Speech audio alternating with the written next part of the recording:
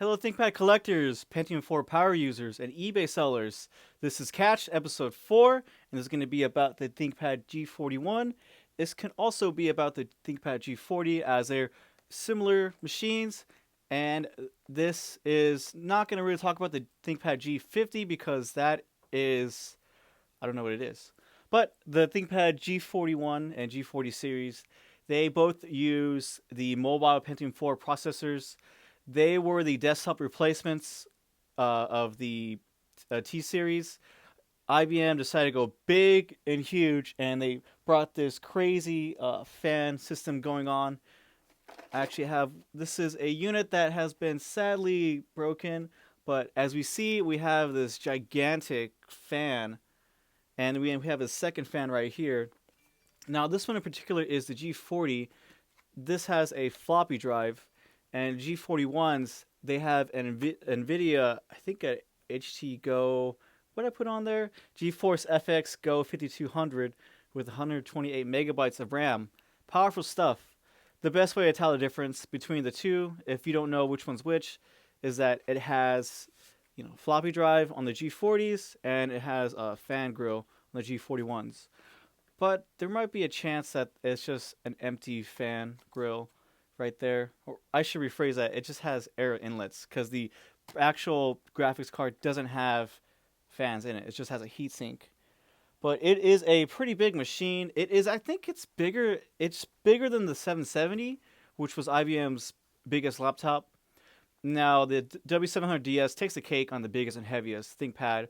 But before that, this would be it. It is bigger than the 831p that it replaced. IBM went with their massive fan technology, and also, as we can tell right here, you can see it has an intake on the bottom, and also the outtake, or the exhaust, I should say, is on the sides. This is a precursor to the T60, as we are all familiar with it. Every T series, I believe, after this, have all had the fan where the exhaust goes out on the side and on the back. I think they changed it on the T440s, and they put it on the right side when they got rid of the CD drives. But this is mainly going to be about the G41. I have recently sold it, and I've been meaning to make this video, and I've just been holding back. I did a teardown, but I've had audio issues on it, so I'm going to put some random teardowns in here. But this one in particular has a 3.33 gigahertz mobile Pentium 4 hyper-threading processor. I think it's HT548. I shouldn't say I think, I know. I just might have my notes over there. This has the SL7X5, I guess Intel codename.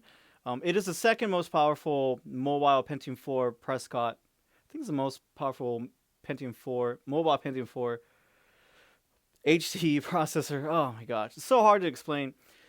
I really don't know. Intel must have changed it when they went to like their Prescott and their other whatever the heck they are called processors. This doesn't have a Prescott. It has a. I'm not even gonna say what it has because I didn't look it up yet. But basically, I've heard that these use a desktop processor, but I'm not too sure if this is like a market hype or rumors. Because it says mobile Pentium 4 HT, but supposedly it shares desktop sockets too. So you could put I think theoretically you can put a desktop processor in there, but I haven't done so because I'm afraid to. Recently at my work, we got in 2 more G40s, and I am probably going to swap out the keyboard to get this one going because somehow I messed up the little tabs on those, so this one will be sold. What makes the G41 special from the G40s is that these they got rid of the floppy drive in case of a nVidia GPU. This one has floppy right there, and if you had the other unit, you would see it would have like a heatsink right here. And also, when you're buying one, instead of it being a floppy, it would be just like a little fan or grills for air because there's no fan on it. And what's weird is that I thought this keyboard was similar to the T40 series, but it actually wasn't. So I couldn't replace my keyboard, the one on the G40 that broke, with a T41. And another thing is that they, for some odd reason, got rid of the removable Ultra Bay capabilities on this machine. And if we see on the bottom, oh yeah, you guys can probably see the COA. We see on the bottom there is a no dock connector, so you cannot add a dock on this thing, even though they want to make it a desktop replacement. I guess they didn't want it to be movable, but yeah, you can't have all these nice connectors in the dock. So I think that might have hampered some sales, because the docks, you were able to do a DGPU on here from a gaming card, so that would kind of make the T40P series and the R50P a bit of a more enticing deal than the G41. I can say that this thing runs really. It doesn't run loud, but the fan, it's a Pentium 4, and it's like the second highest one. It's gonna run hot. IBM's at the time intake was very revolutionary, because it had air coming from the bottom and top, and pushed it on the sides, on the exhaust, in the back and forward, as I said, we saw on other ThinkPads. However, I do have some gripes on this thing. This isn't the perfect ThinkPad, because I'm a big fan of the A31, and if you guys don't know, these are all 770s over here. I like them because they're big. This is the biggest IBM BigPad, and there is a few things. The G40 I want to use to play old games with, emulation games, but the Pentium 4 really struggled with Neo Rage X, which I used to game on my desktop computer back in the day. Go figure. I mean, a desktop has a better processor, but when I was playing on this one with the nVidia card, it made a big difference. I put this uses a PC 2700 DDR RAM. It's limited at 2 gigs, just like I think since the T30s that they had a 2 gig limit. And also I had I'm looking at my notes. Oh, I didn't put what hard drive it has. It has a 40 gigabyte 4200 RPM hard drive. However, what makes this machine a bit more special than other G40s and G41s is that it has an optional SXGA plus display that is 1400 by 1050 pixels, rather than the, I didn't look it up, 1048 by 960. I forget what it was. So you were able to have a much more finer, higher res than the other displays, which I thought was kind of weird. I would suspect, coming from the A31P, you had SXGA plus as standard and UXGA, but on the G40 and the G41s, it was an option. It wasn't. You could get an XGA display, which is kind of that's a bit. I don't know. It was kind of weird for this being such a spectacular machine. It had a downgraded display when the T40P can have UXGA, and the R50P had an optional QXGA display. I am a bit disappointed on that. And what I wanted to do with this machine was I wanted to upgrade to IPS, because you needed the SXGA plus cable to do so. And I was going to do it, but the T40 displays I had at the time, their inverter wire is just a little bit too short for this one. The inverter stops around here somewhere, and the T40s, they stop around there. So they use a different inverter too. That's another thing. So it was a bit of a disappointment, because I thought I finally found this. I think I've been looking for one. It's been a while since I've been looking for one of these. Granted, I'm always looking for vintage ThinkPads, but I got the G40 first, and that one's all set up, but the keyboard broke, so I took it off the market. And then this one, I couldn't. Oh, another thing is that I couldn't swap the battery from the G40 to this one. You have to buy a completely different battery for this. So it kind of bummed me out because I didn't want to put more money into this machine.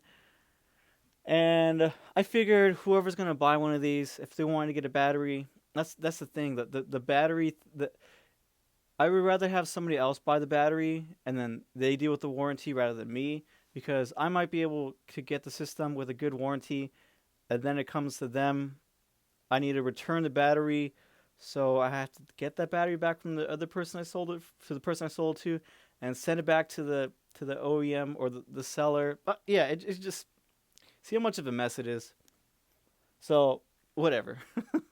Didn't get a battery. Okay, this is the story of that. But performance wise, it's pretty cool. I think, do I have? Oh yeah, it has Wi-Fi enabled. A lot of these they do have. See if you get Wi-Fi on there, because they have the Wi. It's really weird, but they have the Wi-Fi card hidden underneath this bezel right here, rather than the below the keyboard bezel. No, the palm rest, like on the T40s, and on the A31P, it's just on the bottom. So it's a lot different. Obviously, as you can tell, there is no webcam, and there is no ultra port. They got rid of it on these series. And performance-wise, for it being a Pentium 4, it was a nostalgic trip. Now, this thing does blow out my A31P out the water when it comes to performance. Way better system. Speakers aren't that great, but I thought this was a fun machine to play around with. We have two more at my work, and I'm basically going to clone the hard drive from the one I have and fix that other one up. And another weird thing is that there was a budget model with a 14-inch display, and so you had this big, huge bezel. We just got one in. Maybe I'll go ahead and check it out. Let me know if you guys want to see them, because I mean, I don't know. Well, I'll do it anyways. And I guess that's about it. The hinges feel pretty dang nice. Some people might gripe about the asymmetricalness of it, but hey, a lot of these ThinkPads were all like that.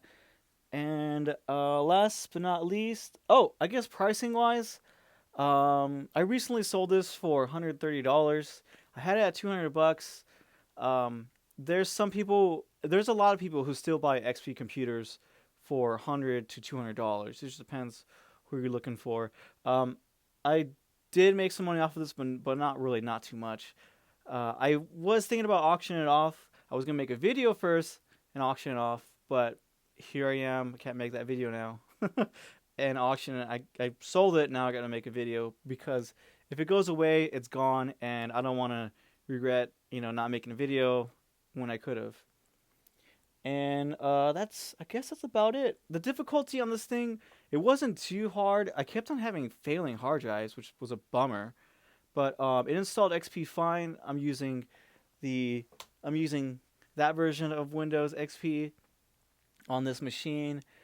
The drivers, I had a backup of all the drivers from when there was a ThinkPad 4 user that seeded it, and it was before Lenovo got rid of it. So I have all the drivers on there that's needed.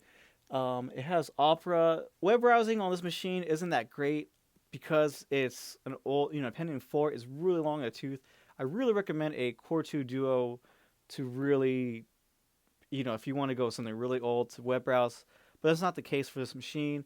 I was playing Diablo. I think I was playing Diablo 2 or 1, and I played it pretty good. I was excited on that.